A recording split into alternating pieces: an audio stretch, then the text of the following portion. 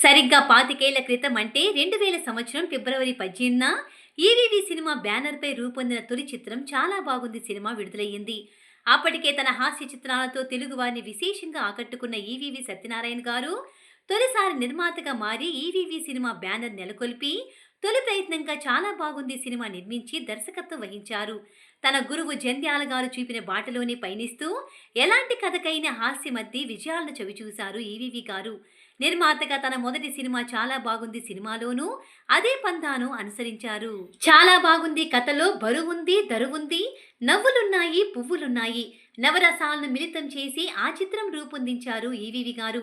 ఈ సినిమాలో శ్రీకాంత్, వడ్డే నవీన్ హీరోలుగా నటించగా మాళవిక, ఆశా సైని హీరోయిన్స్.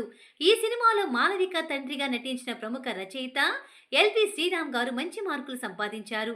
ఆ తర్వాత రచనకు దూరంగా జరిగి నటనలోనే సాగారు ఎల్‌పి శ్రీరామ్ గారు. తొలి చిత్రంతోనే విజయం సాధించిన ఈవీవీ సినిమా బ్యానర్ తరువాత 'మా ఆవిడ మీ తొట్టు, మీ ఆవిడ చాలా మంచిది', 'తొట్టి గ్యాంగ్', 'ఆరుగురు పతివ్రతలు', 'నువ్వంటే నాకిష్టం', 'కితకితలు', 'అత్తిలి సత్తిబాబు', 'ఫిట్టింగ్ మాస్టర్', 'కత్తి కాంతారావు' వంటి చిత్రాలను నిర్మించింది. ఈ చిత్రాలన్నీ ఈవీవీ గారు దర్శకత్వంలోనే రూపొందాయి.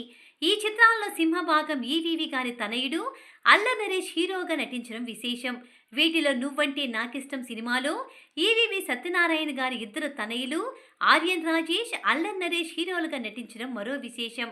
ఈవీవీ గారి మరణానంతరం ఆయన తనయులు ఈవీవీ సినిమా పతాకంపై మళ్లీ సినిమాలు తీసే ప్రయత్నం చేశారు.